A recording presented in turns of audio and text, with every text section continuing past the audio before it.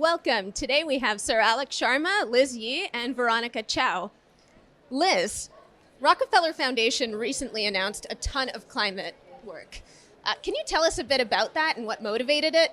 Thanks so much for the question, Naomi. The foundation just recently announced its climate strategy for the next 5 years. We announced $1 billion focused on climate, in particular because we were a foundation grounded in the principles and focused on trying to support the world's most vulnerable and ensure the well-being of humanity. And so in that regard, we felt that climate was the most challenging crisis of our current time.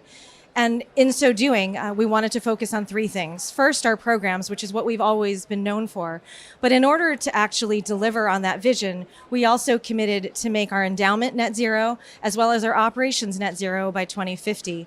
Programmatically, we wanted to continue to focus on the core drivers that were important to be able to uplift humanity and make sure that people had access to opportunities. So we're continuing to focus on ensuring that populations have access to clean energy and that we support a just transition. We're also recognizing that in this climate crisis, food and nutrition access is a really key challenge. And so we'll continue to work on ensuring that people have access to good food that is good for them as well as the planet. Since the food system causes 30% of greenhouse gas emissions, that felt critical. The third area that we will focus on is climate and health, and recognizing that we don't know all of the challenges that the warming climate will bring, but that we recognize we need to be able to understand that and ensure that vulnerable populations have access to quality health care and opportunity. And then the last is the finance systems.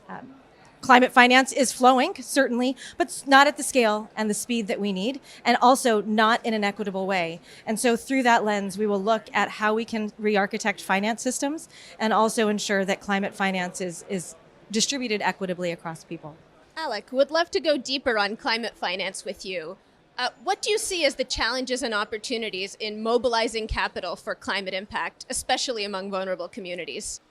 Well, Naomi, firstly, thank you so much for having me on this. And can I just say that I think what Liz sort of set out in terms of Rockefeller strategy is absolutely brilliant. And, the biggest challenge that we have in the coming years and the coming decades is to deal with this chronic threat of climate change. And it is getting worse. And you talked about vulnerable communities. We're in a position right now where millions, billions of people, lives, livelihoods, infrastructure in countries is being affected. And we've seen some improvements in terms of finance flows. There is more money flowing, but the reality is that it is not flowing at scale overall, and it's certainly not reaching the most climate vulnerable communities out there. And I think one of the things that we do need to be doing is looking at more innovative ways, and this is where Rockefeller has been doing a lot of work on concessional finance, on foreign exchange risk areas, supporting brilliant individuals like Mia Motley with her Bridgetown agenda, and that's what we need to do. We need to have the catalyst, the really vital catalyst provided by the philanthropies, working with governments to then unleash the billions, the trillions that are needed from the private sector. Veronica, anything to add to that? Well, just completely agree with everything Alok was saying. The positive signs that gives me hope is that the world is waking up to these opportunities. In a survey that we just completed of over 100 climate investors in collaboration with the Rockefeller Foundation, we found overall signs of optimism. Investors see the opportunity. Things like in Latin America they see it as the next market to take off. Nature-based solutions, top of their agenda. So there is a sentiment, but exactly like what Alok was saying, they'll need creative solutions. They'll need creative capital to unlock these opportunities. And that's where I think what the Rockefeller Foundation is doing is putting that capital up is so essential. COP28, it's early so far, but any reflections on signs of optimism or anything you really hope to see in the next few days? Well, let me just sort of kick off on this. So, look, we're into day 4. Am I right? Day 4. It feels like day 40 already. But we've actually had some really positive announcements on money for loss and damage, the pledges there, some of the big money in terms of private sector finance. But I'll just make this one particular point, which is that we also know that when all of these pledges are made, the money doesn't always flow as quickly as it should. And we know that between 2013 and 2021, all the money that was pledged by developed countries around only half of it has actually reached the most climate vulnerable people in the world. So I'm all for pledges. I'm all for big commitments. We need those. But please get the money flowing at scale. It's a great question, Naomi. I actually am really optimistic about what's happened so far here.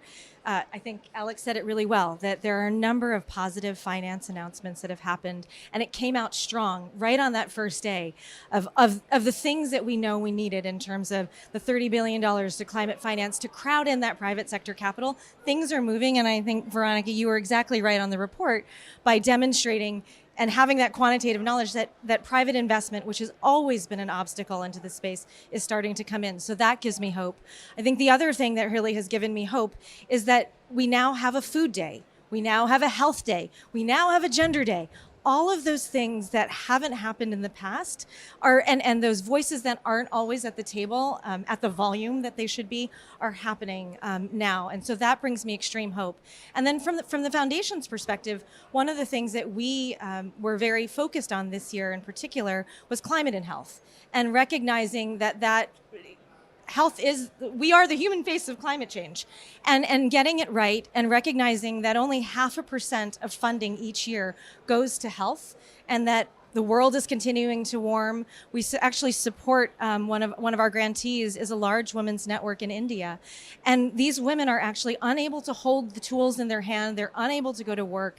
Their pregnancies are being challenged because of extreme heat, and their lives are already hard in terms of making ends meet at home. And so ensuring that we provide solutions, that we bring those voices to the table, that we actually recognize that we need to focus on health is a critical issue. And that was why the foundation said, we're going to commit $100 million to the space. We're going to figure out how to do it and make sure that we help transform and elevate resourcing to health that needs to happen. Yeah, maybe just one final reflection. This COP is huge. It's sprawling. And yet, I think it's a perfect representation of the deployment challenge at hand. Just the vastness of the scale of this COP is a reminder of the vastness of the scale now of the amount of finance that actually needs to be put to work today to decarbonize, to promote resilience, and reach the most vulnerable communities. So that's what I'll be taking away from this one. Thank you so much all for joining us. Thanks, Naomi. Thanks for having us.